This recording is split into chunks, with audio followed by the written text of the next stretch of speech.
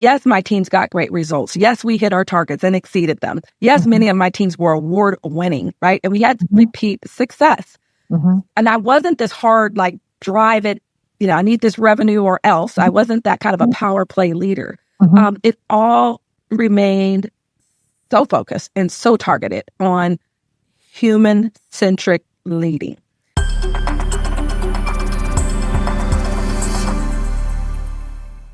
So why don't you share with me what has been some of the, and again, not giving the people's names, where you've made impact, where you know that you made personal impact on certain individuals that actually saw this kind of leadership. And I take no credit. And it's beyond humility. It's just that I know for a fact that the work that's been in me and through me was through Jesus Christ, okay, and him alone. Because a lot of people get access and opportunity, but very few people allow him to actually drive. And so I thank God that I have allowed him to drive in my life, because I can look back from the time that I took my very first post as a supervisor on the teller line in California, through branch management, area management, state management. And I have relationships with people that started over 30 years ago, even though I live in different states now that I even started. But I could pick up the phone or send a text or do a DM, and it's like it never ended. And so that's a beautiful thing. And I think it was because of my human-centric approach to leadership. So where I was a frontline leader, or if I was a C-suite leader, it was the same. My style of leadership never changed. And it wasn't predicated on a title, a power, or a position. It was predicated on making a human connection, a heart connection with people, and understanding what drives them, every single day. And then as a leader, nurturing that, right? Supporting that and helping to pull through their mission and vision at the personal level through.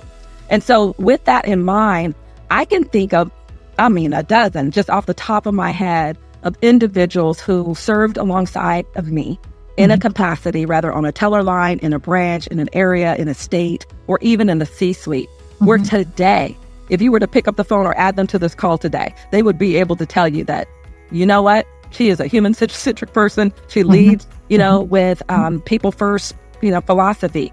And because of her pushing, sometimes I pushed and challenged people, I am where I am today. So I have people that are CFOs in C-suite. I have people that have risen to CEOs in corporations. I have individuals who have actually started their own business, women-owned, digital, agile transformation companies. I have people that have actually become mayors of cities.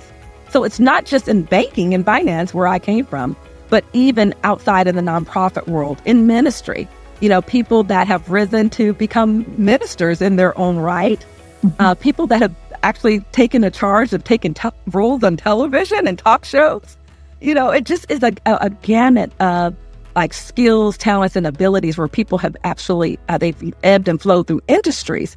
Because it's not like that specific discipline. But once you know who you are, and once you know who you belong to, and that you build that confidence, and not in your own abilities, but with yours and God's together, where you can go, it's like all the places we will go.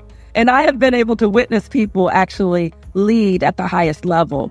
And I've been so proud, like a proud auntie, on the sidelines, just really cheering them on and still being a resource for them where they are today. Well, that we've had so many discussions on just on the podcast with different leaders, Rosalind, where, one leader in specific, Herman Bowles says, I find it to be a celebration when I know that I've been used to pour into someone who's even gone further than where I was, right? And for me, what you just named is you understand your purpose and the calling of pouring into those so they can reach their destiny. And it's a celebration, no matter what level their destiny, their plan is, right? That's right. It is a celebration. It's a celebration. And so I'm smiling ear to ear of just the different places of which some of the people that you've been able to touch, where they have gone. And like you said, it wasn't all banking.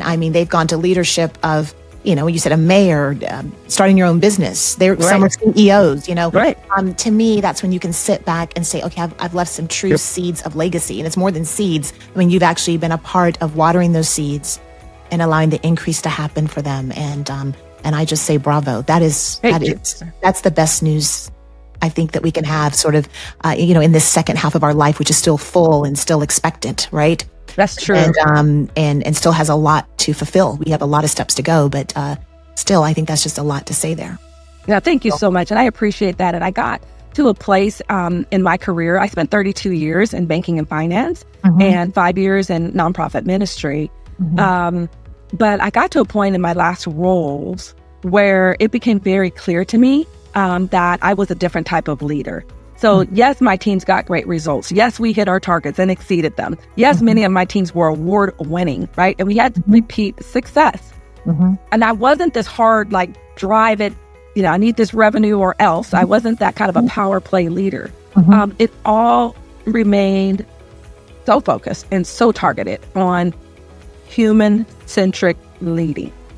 I mean, it just, to me, it seems basic, but I have encountered so many different leaders that rule by fear and intimidation. Now, they can get those results and they'll get the uptick, but it's kind of like that hockey stick. It'll drive and then it'll come up just a little bit because people will run and they'll do what you say when you are ruling with an iron thumb.